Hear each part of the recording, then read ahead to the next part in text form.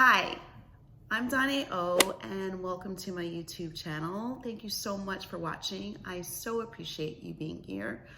In this video, I am going to talk about how to have a better relationship with yourself. Hi, so before we talk about some great tips and tricks on how to create a better relationship with yourself, I thought I'd first take you to my favorite place and my favorite spot of where I like to go. So we're gonna go on a little bit of a walk first, and then we'll come back and we'll chat a little bit more. Okay, so come on, let's go.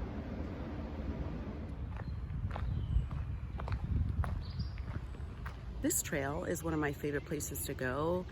Really being with nature can connect you back to yourself, connect you back to your core and the core of your being, and really help you develop really fantastic relationship with self. Sometimes you need to connect to something else, something bigger than you, in order to really dig deep and feel that connection. And so a walk through nature is extremely healing to the mind, the body, the soul, the emotions. So if you live in the city, it's okay. You can always go to your local park or somewhere where there's plenty of trees where you can tune the world out and just connect to the energy of nature. So nature has so much to share us and teach us. All we have to do is be still and listen. And just be present. And feel, most importantly, just feel into nature and what she has to offer. Just feel. As you are watching this beautiful scenery, just take a deep breath, close your eyes, and see if you can feel your heart. And take a moment to connect to who you are. Even in the middle of a storm, we can connect to nature through trees because they have deep roots. Putting your back up against a tree, you might be lucky to feel the warmth of that tree. It will ground you and connect you to the earth, to something bigger than you that connects you back to yourself. And you can even connect to the eye of the storm to feel your own inner emotions. If you don't have a relationship with you, how could you have a really good relationship with anyone else, right? The relationship you have with yourself is the most important one you could possibly have, ever. But it's the one relationship that we are always discounting. We make other people more important than us. We give validation of what we do and who we are to the outer world and to everyone else versus really looking within us. Our connection to spirit, to everything around us, has to do with the relationship we have to ourselves. I think that a lot of times it gets overshadowed with all the relationships we have with each other, and at some point in our lives, something starts to tell us that everyone else becomes more important than us, right? And we stop listening to our own intuition, we stop listening to our own inner guidance, and we start feeling so great. We start giving the outer world more validation than our inner world, and we start looking for approval from others and likes from others, right? The number one thing that you could do to create a better relationship with yourself is be your best friend. Think about all the advice that you give a friend when they come to you with a problem, or just even sharing a story.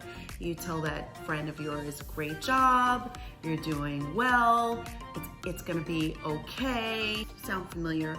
We go on and on and on with this praise and support of other people, but we're really not always so great at giving that to ourselves, right? So I like to sometimes, when I am having a day where I'm not feeling so great, I always think, what would I tell my best friend? If I was my best friend right now, what would I say? Stop working so hard for everybody else. So that's number 2. We work so hard for our jobs and for our families and for everyone else. Like, we will work ourselves to the bone. We have a hard time saying no. We say a lot of yes. Even when we're exhausted and we're too tired, we still say yes to someone else. How about, instead of putting all that effort into other people, How about putting that into yourself? How can you work that hard for you? Number 3 is literally, how can you care for yourself like you would care for someone else? We're so good at caring for our children, caring for our families, caring for our animals, caring for our homes, but quite often we neglect ourselves. So if you want to create a better relationship with yourself, start treating the body you're in as if it is the most precious thing that you own, because it is. If your body is not functioning at the optimum that it could possibly be functioning, you're not gonna feel great every day, right? So it's like, how can you care for yourself? Whether it's a massage, a neck massage, right? Like giving yourself a massage, massaging the hands. You could be doing yoga, you could be dancing, going on nice walks. Like there's so many things you can do. Like think of what you put in your body. What kind of gas do you put in your car, right? It's the same thing. How you fuel your body is so important. So caring for your body is another great way to create a relationship with yourself, because if your body feels good, you feel good. Number 4 would be taking time to be quiet. We have so much that we plug into. We have social media, we have TVs, we have cell phones, like eating. I mean, the sky's the limit of all the things that we fill ourselves with, that we distract ourselves with. But how about being a bit not so distracted? And I know for some, this can be really, really hard to do. I used to teach meditation, and I heard all the time people say that they couldn't sit still long enough to meditate. Sometimes it's not about always stilling the mind. When we do meditation, it's also about just noticing and being aware of what we're thinking about all the time. And you know what? It's a practice. So going back to being the best friend, what would you tell your best friend? Take your time. It's okay. It's a practice. Do what you can. So that's what I'm telling you. You could sit down in a chair. Meditation doesn't have to be about sitting on the floor with your legs crossed in a really challenging position. You should totally feel comfortable. You could even be laying down. And you know what? Sometimes when you fall asleep during meditation, it's because you need rest and you need sleep. And the mind goes, oh, there's a break. I can relax for a second, and it completely shuts down. And then the body goes, oh, I can relax for a second. And the body completely shuts down. So it needs that relaxation to sleep. So you're really maybe sometimes not getting enough rest, and that's okay too. But you can sit in a chair during meditation. You can sit in your chair with your feet on the floor, with your hands on your knees, and just close your eyes and relax. And just listen to the sound of your breath. And just be aware of all the things that you're thinking about. Just at least even noticing that you're having a hard time sitting down. That creates a type of awareness. And if you do it every day, even for about 5 minutes, eventually that turns into more and more of a practice. But here's the thing, you have to be patient with yourself. Number 5, be patient with yourself. Be patient, because you know, patience is so important. We are always rushing through life, moving through life really hard. How can you have a good relationship with yourself if you can't slow down enough to be patient? How could you even know what you really want and what really brings you joy? So, number 6, sit down, write down what you really love. What do you really like? Sometimes I ask people this question and they can't answer it.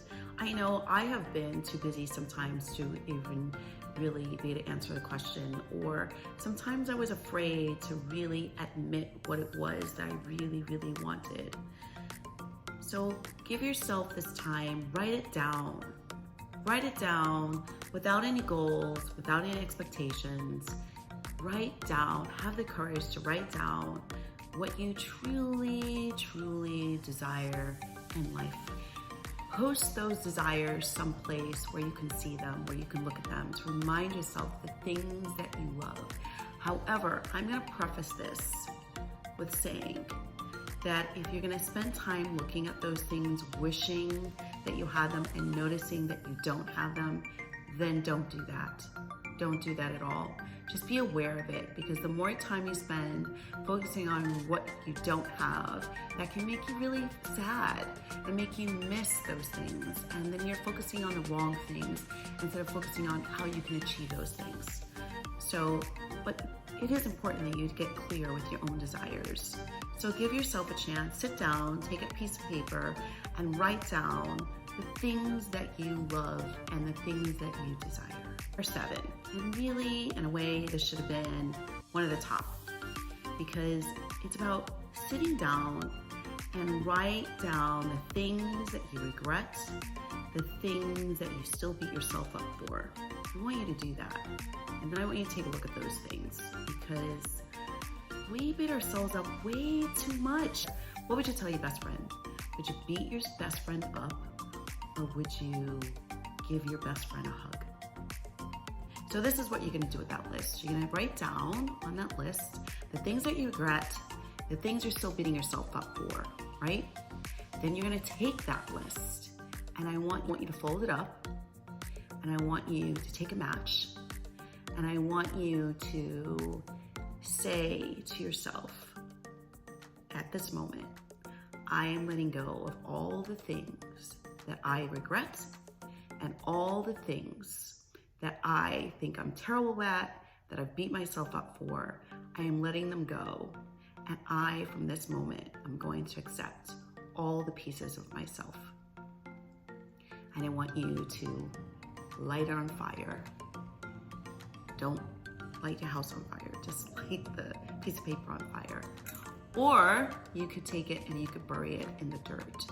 It's just a small little ritual to kind of do to kind of let the energy of that go and start something brand new.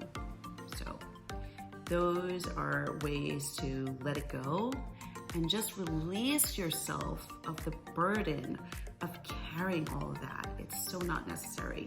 When we put a lot of times these type of ritual practices in place of writing things down or burning things or burying things, they really enact a letting go within us, because we're putting an act with a thought.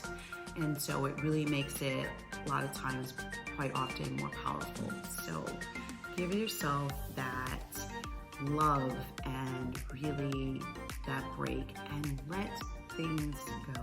Number 7, have faith and trust in yourself. Listening to the inner voice, because you're always receiving inner guidance, and inner guidance is always right. It is always right, I promise you. It's just learning how to discern which voice is stronger, and listening to that one. Because a lot of times it's the ego coming in, telling you that you don't know what you're talking about, and it kind of takes over.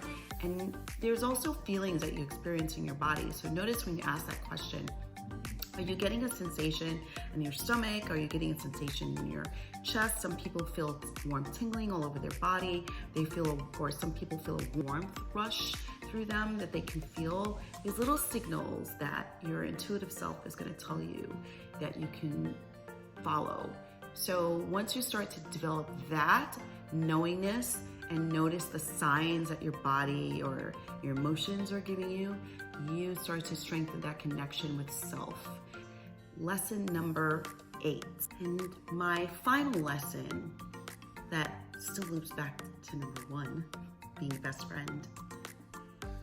Tell yourself how much you love yourself.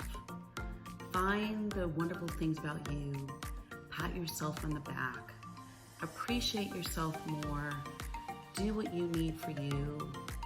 Take a day for yourself and give just to you. Even if it means you're giving just to you for an hour. And just notice when you give to yourself, are you giving yourself something healthy and supportive? Or are you giving yourself something that is going to bring you down further? Because you really know. So anyway, I hope that these ideas support you in developing a relationship with yourself. I wish you in the very best in doing that. And If you liked any of these ideas, please comment below. And also I would appreciate if you would hit subscribe and share and the little bell so you know when I upload a new video. And thank you so much for watching. Until next time.